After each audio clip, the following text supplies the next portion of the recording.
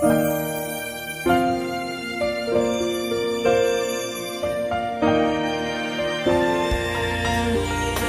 âme a soif de toi, mon cœur a faim de toi, mon ami.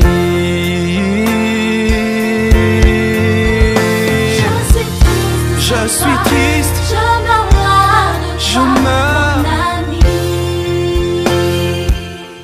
Je vous salue au nom de Jésus-Christ de Nazareth. Bon dimanche chez vous. Que Dieu vous comble de ses grâces, vous tous qui êtes là, afin d'écouter la parole de Dieu. Excusez-nous pour le retard que nous avons eu ce matin. Il y a eu des petits problèmes techniques et organisationnels. Il fallait que nous déplacions la chaire du temple pour le bureau, parce qu'aujourd'hui, le culte se tient dans notre bureau. Prions le Seigneur pour ce message. Père éternel, Dieu de gloire, je demande ton onction. Je demande ta sagesse, je demande ta puissance, je demande ta grâce et ta force afin de communiquer ta parole à tout ton peuple qui nous suit de par le monde. Parle dans les familles, parle dans les maisons, parle dans les églises et que tout soit pour ta gloire. Je détruis toute force de l'ennemi, toute puissance contraire à ce message au nom de Jésus-Christ. Amen. Le thème de mon message ce matin, c'est les familles face au confinement. Les familles face au confinement dû au coronavirus Covid-19, car nous devons être actuels dans notre manière de prêcher, car plusieurs personnes désirent avoir la connaissance divine par rapport à cette situation. Mais tout d'abord, avant d'entrer dans le vif de mon message, j'aimerais dire qu'il y a un faux message qui circule sur la toile disant que le pasteur Marcelo a donné 48 heures au gouvernement pour ouvrir les églises afin que nous prions contre les œuvres du diable. Cela ne vient pas de moi. Et si vous allez sur ma page, vous allez voir que j'ai contredit ce message. Et vraiment, mes frères et sœurs, ce n'est pas le moment de faire circuler des fake news. C'est le moment que nous soyons concentrés afin de prier, afin d'enseigner la parole et pas faire dire aux hommes de Dieu des choses que nous voulons. Vraiment que Dieu pardonne à ce monsieur qui a fait ce fake news et vraiment, répands-toi, ne le fais plus. Aussi, j'aimerais également présenter mes condoléances à la famille Muchebele de l'église La Nouvelle Jérusalem à Bruxelles, qui vient de perdre leur maman pasteur après le départ du pasteur l'année passée. 2 chocs en si peu de temps, c'est beaucoup. Et vraiment, je vous présente mes condoléances. Et ce décès encore nous prouve que c'est sérieux. Ce n'est pas de la blague. Pour ceux qui ne respectent pas les règles d'hygiène, bien aimés, c'est sérieux, ce n'est pas de la blague. Une grande servante de Dieu vient nous quitter après cela. Frères et sœurs, à présent, j'aimerais que nous puissions entrer dans le vif de notre message. Les familles face au confinement. Quelle est la définition du confinement? Le confinement vient du verbe confiner, qui veut dire forcer à rester dans un espace limité. Forcer à rester dans un espace limité. Aujourd'hui, c'est demeurer dans nos maisons. Limiter au maximum, c'est sorti dans notre cas. Et pourquoi? Pour stopper la propagation du virus. Ce n'est pas une punition, non, c'est pour notre bien afin de stopper la transmission du virus. Et bien aimé, aujourd'hui, nous voyons en Chine, il y a eu un confinement strict en Italie. Belgique, France, ici au Congo, nous pouvons nous promener un peu comme nous voulons, mais ailleurs, vraiment, c'est très, très strict. Pas d'école, pas de culte, pas de match de football où il y a des matchs sans supporters dans le terrain, pas de transport en commun dans certains lieux, pas de travail pour certaines personnes, pas de rassemblement de plus de 25 personnes, de 100 personnes. Tout dépend des mesures de sécurité qui sont prises d'une nation à une autre afin de stopper la propagation de la maladie. Et mes frères et sœurs, dans la Bible, nous avons des exemples de confinement dans la parole de Dieu. Ça va vous étonner, mes frères, mais tout est dans la parole de Dieu. Il y a l'exemple de Noé, il y a l'exemple d'Israël lorsqu'il devait sortir de l'Égypte, lorsque l'ange de la mort frappait, il y a l'exemple de la famille de Rahab. J'aimerais un peu vous parler du confinement de la famille de Noé qui devait rester dans l'arche afin d'être préservé du déluge. Et ce confinement, c'était Dieu et pour leur bien. Genèse 7, versets 1 à 7. La Bible dit ceci. L'Éternel dit à Noé, « Entre dans l'arche, toi et toute ta maison, car je t'ai vu juste devant moi parmi cette génération. Tu prendras auprès de toi 7 couples de tous les animaux purs, le mâle et sa femelle, une paire des animaux qui ne sont pas purs, le mâle et sa femelle, 7 couples aussi des oiseaux du ciel, mâle et femelle, afin de conserver leur race en vie sur la face de toute la terre. Ce confinement a permis de préserver la race humaine et même les animaux. Car encore 7 jours, et je ferai pleuvoir sur la terre 40 jours et 40 nuits, et j'exterminerai de la face de la terre tous les êtres que j'ai faits. Noé exécuta tout ce que l'Éternel lui avait ordonné. Noé avait 600 ans lorsque le déluge d'eau fut sur la terre, et Noé entra dans l'arche avec ses fils, sa femme et les femmes de ses fils pour échapper au déluge. Et vous savez combien de temps ils ont fait? C'est une question pour ceux qui connaissent la parole. C'est vrai que le déluge a fait 40 jours et 40 nuits, mais Noé a fait 375 jours de confinement dans l'arche. Comment tu peux trouver cela? Le déluge a commencé lorsque c'était le 17e jour du 2e mois, lorsque Noé avait 600 ans. Et le déluge a pris fin le 27e jour du 2e mois, lorsque Noé avait 601 ans, si on peut le dire. Ainsi, lorsque tu soustrais ou tu compares 27, 2e mois, 601, moins 17, 2e mois, 600, tu vas trouver 1 an et 10 jours dans l'arche. Noé a fait 1 an et 10 jours dans l'arche, qui équivaut à 375 jours de confinement. Et pourquoi? Pour échapper au déluge. Nous voyons un autre exemple de confinement dans la parole de Dieu. Exode 12, versets 12 à 13. La Bible dit, « Cette nuit-là, je passerai dans le pays d'Égypte et je frapperai tous les premiers-nés du pays d'Égypte, depuis les hommes jusqu'aux animaux, et j'exercerai des jugements contre tous les dieux de l'Égypte. Je suis l'Éternel. Le sang vous servira de signe sur les maisons où vous serez. Je verrai le sang et je passerai par-dessus vous, et il n'y aura point de plaie qui vous détruise quand je frapperai le pays d'Égypte. » Là, c'était le confinement d'une seule nuit. Tous devaient être dans des maisons, et pas n'importe quelle maison, des maisons qui ont le sang sur le linteau. Et quand l'ange de la mort passait, il ne tuait pas ceux qui étaient dans une maison avec le sang sur le linteau. Et les premiers-nés de l'Égypte sont morts, car ils n'étaient pas dans des maisons avec le sang sur les linteaux. Et les premiers-nés d'Israël ont été préservés.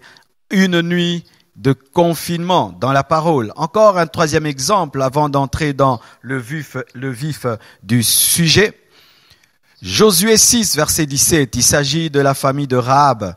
La Bible dit, « La ville sera dévouée à l'Éternel par interdit, elle et tous ceux qui s'y trouvent, mais on laissera la vie à Rahab, la prostituée, et à tous ceux qui seront avec elle dans la maison, parce qu'elle a caché les messagers que nous avions envoyés. » Lorsqu'Israël devait détruire Jéricho, il y a eu 2 espions qui sont allés et qui ont rencontré une femme qui s'appelle Rahab. Rahab les a cachés, et les 2 espions ont promis à Rahab le salut de sa famille. Mais la condition, c'est que toute sa famille devait être dans sa maison, et il fallait mettre un fil cramoisi. Et lorsque les anges allaient descendre pour détruire Jéricho, tout le monde allait être détruit, sauf ceux qui étaient dans la maison, confinés dans la maison de Rahab. Ainsi, vous voyez l'exemple de Rahab, la famille de Rahab, la famille de Noé et les familles juives en Égypte sont des exemples qu'il y a eu même dans la parole des confinements pour le bien. Parce que Rahab, c'était pour le salut de sa famille, pour échapper au jugement de Jéricho. Israël, le jour de la Pâque, c'était pour échapper à la mort des premiers-nés. Et Noé, c'était pour échapper au déluge qui devait détruire le monde entier. Pour notre part, c'est pour échapper à ces virus qui est en train de décimer l'humanité. Alors mes frères et sœurs, je vais vous parler des bons côtés du confinement et des mauvais côtés du confinement, parce qu'en chaque chose, il y a des bons côtés et des mauvais côtés. Tout d'abord, j'aimerais parler du mauvais côté du confinement, la crise financière, la crise économique, parce que les gens ne savent plus travailler comme avant, la vie publique qui est en arrêt et même ralentie. Pas d'école, donc les enfants risquent d'avoir de retard, pas de culte. Aujourd'hui, beaucoup de fidèles sont restés à la maison et voilà que je tiens cette prédication dans mon bureau. Est-ce qu'on aurait cru cela ?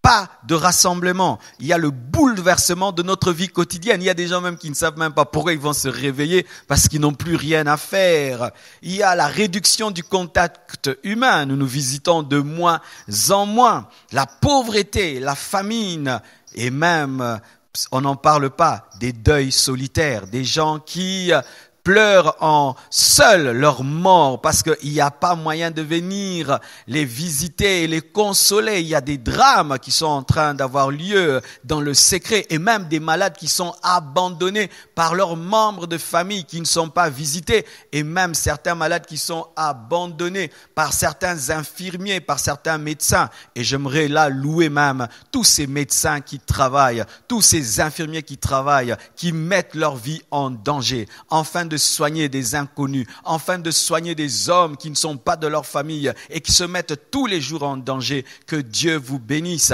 Et j'aimerais exhorter ces médecins qui abandonnent les patients. J'aimerais exhorter ces infirmiers qui abandonnent les patients. Déjà, ils sont abandonnés par leur famille, certains. Alors, si vous les abandonnez, alors ce sera terrible.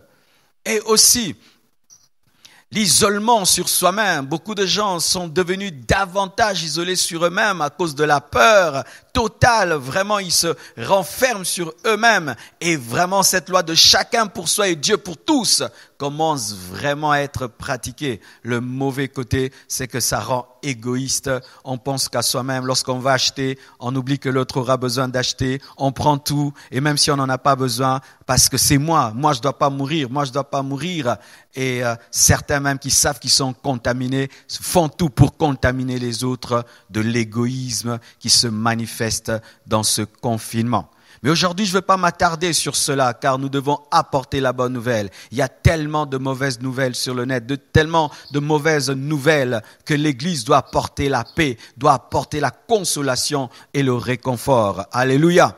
Voici le bon côté du confinement. Et c'est là que je vais m'attarder et par rapport à la famille. Romains 8, verset 28, la Bible dit, « Nous savons du reste que toute chose concourt au bien de ceux qui aiment Dieu, de ceux qui sont appelés selon son dessein. » Toutes choses, même le corona, mes frères, n'allons pas corriger la parole de Dieu parce que nous vivons des circonstances difficiles, mais la Bible dit que toutes choses, même le coronavirus, concourent au bien de ceux qui aiment Dieu. Et quel est le bon côté de ce confinement? Quel est le bon côté de ce confinement? Déjà sur le plan sanitaire, ce confinement ralentit la propagation du virus.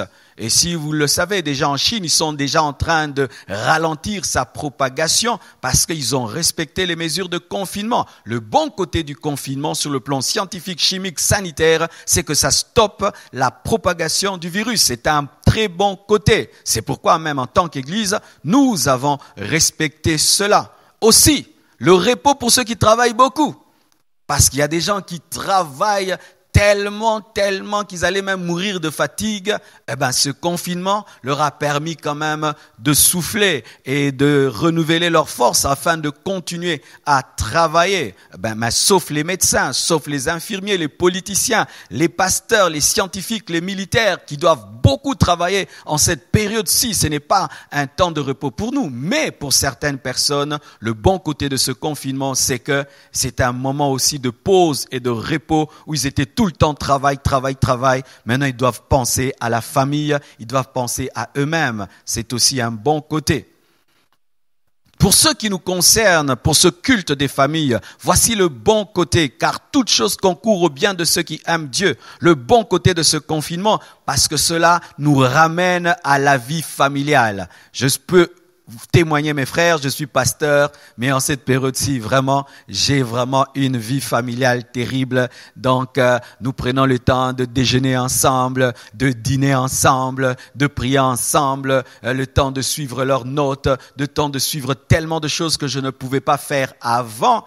Donc, c'est le retour à la vie familiale où papa, maman et les enfants. Le temps où tu peux maintenant te concentrer sur l'éducation de tes enfants. Le temps aussi tu peux réaliser la qualité de ton couple. Parce que lorsque nous étions en liberté, il pouvait se faire que cette liberté nous poussait à fuir nos conjoints. Mais là, vous êtes face à face. Et c'est quand tu vas te rendre compte qu'il n'y a plus de dialogue entre toi et ta femme. Vous n'avez plus rien à vous dire. Tu vas te rendre compte que ton couple était malade depuis longtemps. Et tu pensais que c'était bien, alors que vous cachez derrière le travail et sortir, tu te rends compte que tu n'es plus attiré par ta femme, tu te rends compte que tu n'es plus attiré par ton mari, tu te rends compte que tu ne supportes pas tes enfants, tu te rends compte que tes enfants n'ont pas eu une bonne éducation, tu te rends compte que vous ne pouvez pas causer pendant 30 minutes sans vous discuter, et ça va t'ouvrir les yeux sur la qualité de ton couple, la qualité de ta famille, la qualité conjugale de ta vie, de ta vraie vie, parce qu'il peut se faire que tu te cachais derrière ton travail, derrière les sorties, même derrière l'église, car certains fuyaient leurs enfants derrière l'église, leurs conjoints derrière l'église, et là nous sommes face à face avec nos familles, face à face avec nos couples, face à face avec nos parents, face à face avec nos maisons. Tu vas te rendre compte que ta maison était désordonnée, qu'elle était mal rangée, tu vas te rendre compte que ton jardin était vraiment, les yeux vont s'ouvrir et tu vas découvrir ta vraie famille. Ça, c'est le bon côté. Où tu as le temps maintenant de bien éduquer tes enfants, d'ajuster leur caractère, d'ajuster leur caractère, leur éducation. Et ça va te révéler les choses que tu as négligées dans ta maison, négligées dans ta famille, négligées dans ton couple. Ça va te permettre d'ouvrir les yeux et de rectifier avec la grâce de Dieu. C'est un temps où tu peux prendre soin de toi, prendre soin de ta maison, où tu peux avoir le temps de prier en famille, de méditer en famille, d'enseigner à tes enfants la parole, d'enseigner à tes enfants la prière, d'avoir des temps de conversation approfondie avec ta femme, car peut-être tu causes avec elle 30 minutes. Là, tu as le temps pendant 2 heures. Vous pouvez parler projet, vous pouvez parler futur, vous pouvez vous occuper un après l'autre des enfants. C'est le bon côté, car toute chose concourt au bien de ceux qui aiment Dieu. Encore, mes frères et sœurs, le bon côté de ce confinement, c'est une occasion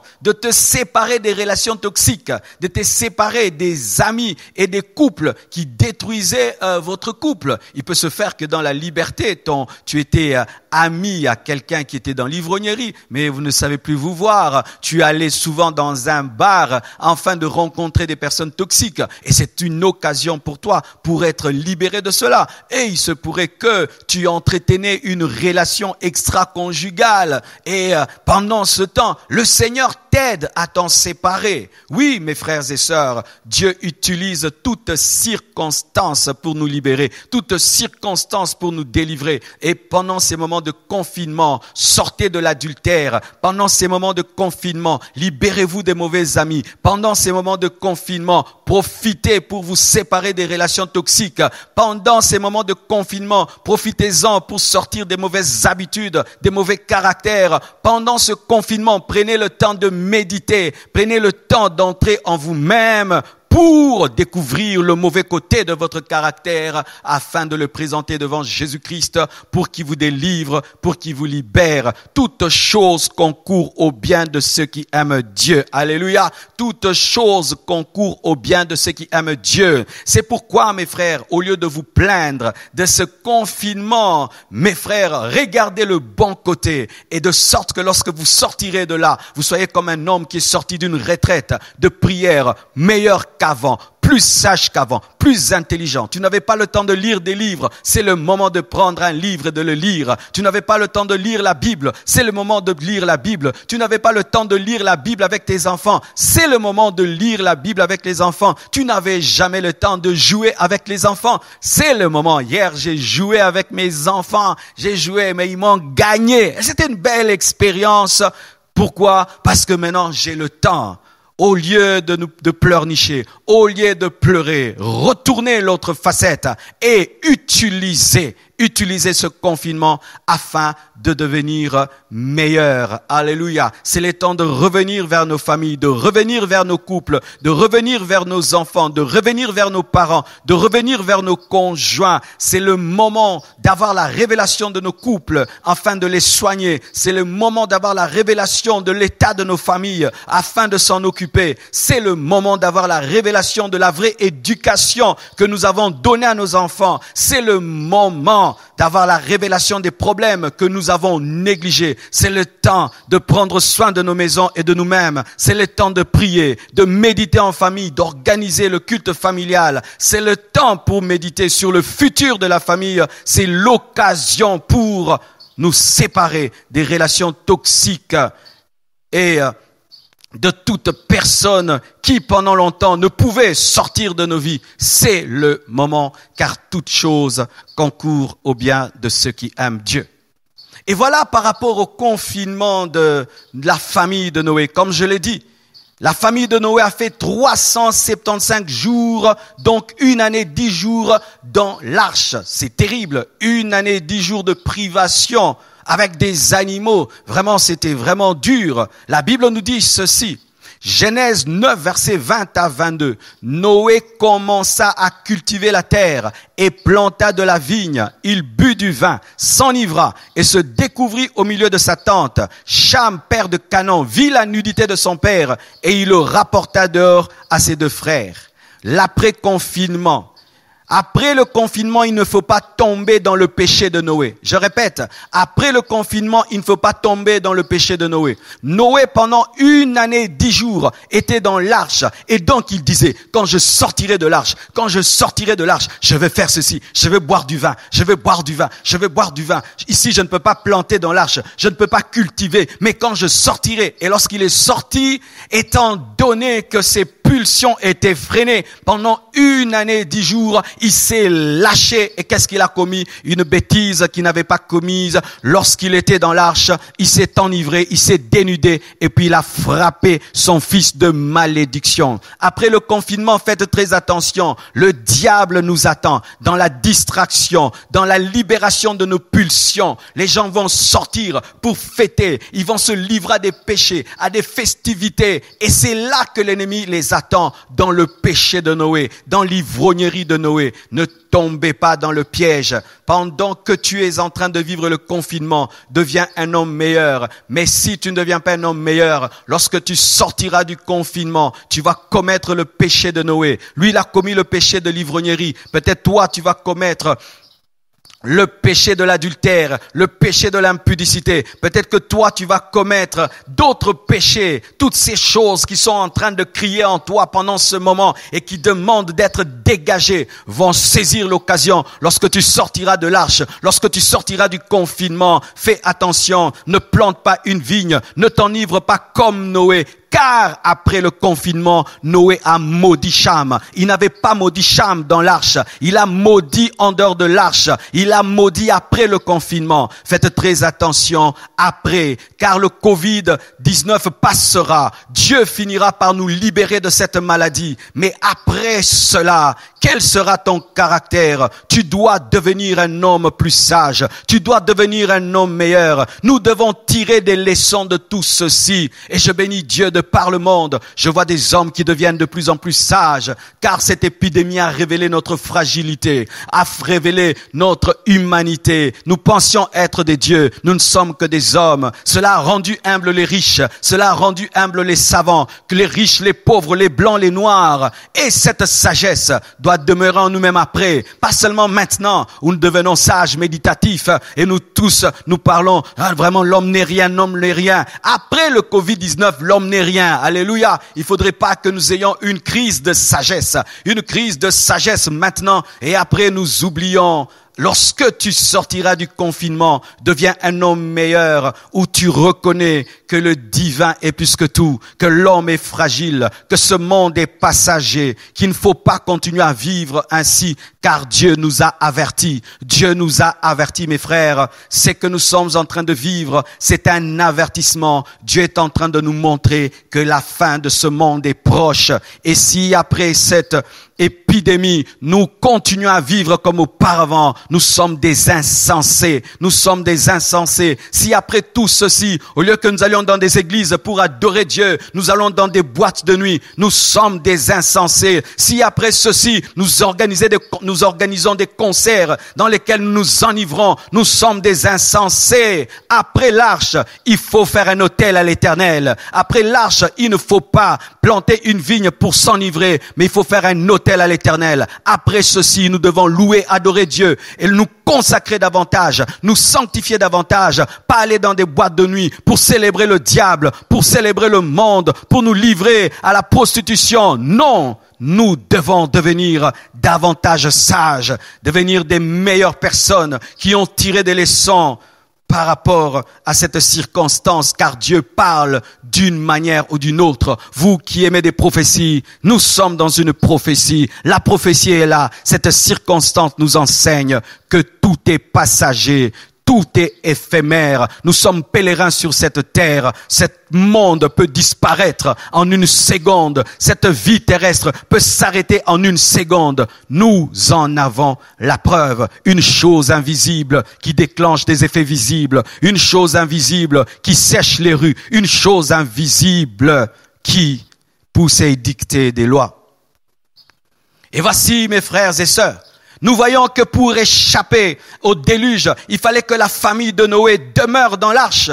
Nous voyons que pour échapper à la mort, il fallait que le peuple juif demeure dans des maisons couvertes du sang. Nous voyons que pour que la famille de Rahab échappe au jugement de Jéricho, il fallait qu'elle demeure dans la maison de Rahab. Et sachez, mes frères, qu'il y a plus que la pandémie du coronavirus. Et nous devons être dans un confinement par rapport à plus que cela, la mort éternelle. Et l'arche par rapport à la mort éternelle, ce n'est pas une arche, ce n'est pas une maison, c'est Jésus-Christ de Nazareth. Autant les gens aujourd'hui restaient dans leur maison pour échapper à une maladie, nous devons demeurer en Christ pour échapper à la mort éternelle. Autant les gens restent dans leur maison pour ne pas être touchés par une maladie, nous devons demeurer dans l'arche qui est Jésus-Christ, devons demeurer dans la maison de Rahab qui est Jésus-Christ, devons demeurer dans la maison couverte par le sang qui est Jésus-Christ. C'est ainsi seulement que la mort ne va pas nous toucher, car le Covid-19 peut tuer le corps et tu vas au ciel, mais le péché, s'il atteint ton âme et ton esprit, tu vas t'envoyer en enfer pour l'éternité. Oh, je vois des hommes porter des masques parce qu'ils ont peur d'une maladie, c'est bien. Je vois des hommes rester chez eux parce qu'ils veulent pas être intoxiqués, c'est vrai. Mais est-ce que vous prenez des masques contre le péché? Est-ce que vous prenez des masques, des mesures contre le péché? Car tu peux être guéri d'une maladie, mais tu meurs un jour par un accident et tu finis en enfer. Autant vous avez pu respecter toutes ces consignes afin de protéger vos corps. Est-ce que vous respectez les consignes de l'Éternel afin de protéger vos âmes et vos esprits? Est-ce que vous les respectez? Car tu peux même te protéger, mais tu mourras, tu finiras par mourir à 100 ans, à 120 ans. Mais après cela, tu pourrais échapper à toutes les pandémies du monde, mais tu finiras par vieillir et mourir, et tu te retrouveras devant Jésus-Christ, tu te retrouveras devant le trône du jugement. Est-ce que vous y pensez? C'est pourquoi, mes frères et sœurs, entrez dans la véritable arche, Jésus-Christ. Entrez dans la véritable maison, Jésus-Christ. Entrez dans la véritable protection, Jésus-Christ, qui protège d'abord l'esprit et l'âme et qui protège le corps. Sachez que Lazare est ressuscité, mais il a fini par mourir. Et tu peux guérir de cette maladie, mais tu finiras par mourir, car être guéri du Covid ne fait pas de toi un éternel. Tu finiras par mourir et tu te tiendras devant Dieu. Et ce sont seules les personnes qui sont en Jésus-Christ qui seront sauvées. Mes frères et sœurs, entrez en Jésus-Christ, donnez vos vies à Christ. Et vous qui êtes déjà dans l'arche, ne sortez pas de l'arche. Alléluia, ne sors pas de l'arche. Demeurez en Jésus-Christ jusqu'à la fin de vos vies. Demeurez dans la véritable maison de Rahab. Demeurez dans la véritable maison couverte par le sang de Jésus-Christ. Et vous serez sauvés, épargnés, et au dernier jour, vous tiendrez devant le trône blanc, et vous serez récompensés, et vous vivrez éternellement avec Jésus-Christ dans la nouvelle Jérusalem céleste. Je termine avec ce point prophétique. Amos 8, versets 9 à 11 nous dit ceci. Nous avons souvent prêché ce verset, mais vraiment là, ces derniers temps, la Bible devient tellement actuelle. Amos 8, versets 9 à 11, la Bible dit ceci. En ce jour-là, dit le Seigneur, l'Éternel, je ferai coucher le soleil à midi et j'obscurcirai la terre en plein jour. Je changerai vos fêtes en deuil et vos chants en lamentation. Je couvrirai de sacs tous les reins et je rendrai chauves toutes les têtes. Je mettrai le pays dans le deuil comme pour un fils unique, et sa fin sera comme un jour d'amertume. Écoutez le verset 11, Amos 8, 11, Amos 8, 11. Voici, les jours viennent, dit le Seigneur l'Éternel, où j'enverrai la famine dans le pays, non pas la disette du pain et la soif de l'eau, mais la faim et la soif d'entendre les paroles de l'Éternel. J'enverrai la famine dans le pays, non pas la disette du pain et la soif de l'eau, mais la faim et la soif d'entendre les paroles de l'Éternel. Oh mes frères, lorsque nous avions la liberté de venir à l'église, certains vous n'allez pas à l'église. Il y avait même culte chez vous à la maison, vous n'alliez pas à l'église. Mais aujourd'hui, vous cherchez à entendre la parole. Vous aviez des hommes de Dieu tout le temps à votre disposition, mais vous n'alliez pas à l'église. Vous aviez des séminaires et des conventions tous les jours, et vous refusiez d'aller à l'église. Maintenant, vous attendez le live. Vous attendez le live. Vous attendez le live. La fin de la parole. La soif de la parole est là.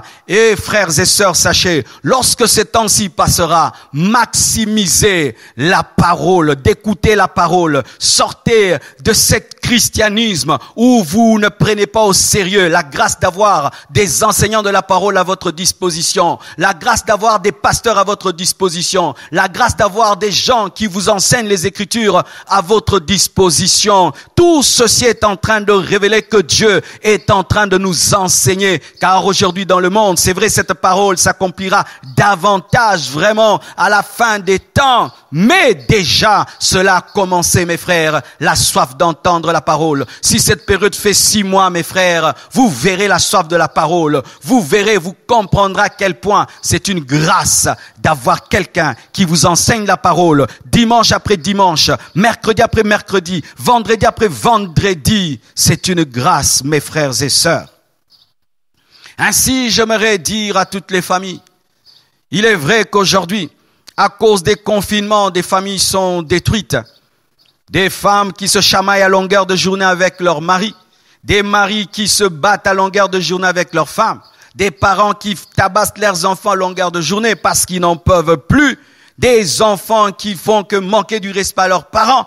Je vous assure, certains risquent de sortir de ce confinement et divorcer parce qu'ils ont eu la révélation qu'ils ne s'aimaient plus. Mais si pour certains cela va les détruire, pour un véritable enfant de Dieu, cela doit te rendre meilleur. Cher papa, ce confinement doit rendre ta famille meilleure. Chère maman chrétienne, ce confinement doit rendre ton couple meilleur. Et si vous avez des problèmes, profitez-en pour les traiter seul à seul, parce que nous avons le privilège en ce temps de ne pas avoir beaucoup d'interruptions et tout le temps pour amener nos couples vers le Seigneur. Amenez vos enfants vers le Seigneur. Amenez vos couples vers le Seigneur et changez le mal en bien, car toute chose concourt au bien de ceux qui aiment Dieu. Toute chose concourt au bien de ceux qui aiment Dieu. Voici en quelques instants, quelques minutes, le message que le Seigneur m'avait donné. Je crois de tout cœur qu'il vous a béni et partout où vous êtes, partagez cette parole, écoutez et réécoutez encore et sachez que Dieu est au contrôle. Nous allons prier à présent. Seigneur Dieu de gloire, je te remercie pour ce message. Je prie, Père éternel, que ton esprit opère derrière cette parole, afin d'enseigner, afin de convaincre. Et je prie que ce confinement, Seigneur Dieu de gloire, qui nous a imposé pour notre bien, puisse réellement tourner en notre faveur et que nos familles, nos couples deviennent meilleurs. Garde-nous après ce confinement de tomber dans le piège de Noé. Garde-nous, Seigneur Dieu de gloire, de tout mal et donne-nous, Père Tout-Puissant, par la puissance de ton esprit, de devenir des familles meilleures et des couples meilleurs. Délivre-nous, Seigneur, en cette période de toute relation toxique et que ton esprit règne dans nos familles. Seigneur, je prie pour tous les couples qui sont au bord du divorce, toutes les familles qui sont déchirées à cause de ce confinement, ces familles qui n'en peuvent plus de se voir matin, soir, que l'amour vienne dans ces couples, que l'amour vienne, Seigneur, dans ces familles, que l'amour vienne, Seigneur Dieu de gloire. Je prie pour tous les hommes qui trompaient leurs femmes, je prie qu'au travers de ce confinement, qu'ils soient totalement libérés des relations toxiques. Je prie pour toutes les femmes qui trompaient leur mari, que pendant, Seigneur Dieu de gloire, ce confinement, toutes ces relations soient brisées. Je prie pour tous les enfants qui vivaient dans l'impudicité, que pendant ce confinement, ils en soient totalement libérés. Seigneur, toi qui sais toujours trouver le moyen d'atteindre ton but, même dans ces ténèbres, atteins ton but au nom de Jésus-Christ. Amen. Pour ceux qui veulent contribuer à la construction, donnez leurs offrandes. Vous allez voir un tableau vous sera affiché avec toutes les coordonnées pour ceux qui sont à l'étranger, pour ceux qui sont au Congo, et cela vous permettra d'offrir au Seigneur. Portez-vous bien. Notre prochain live, ce sera le mercredi à partir de 17h. 17h, que Dieu vous bénisse abondamment. Merci.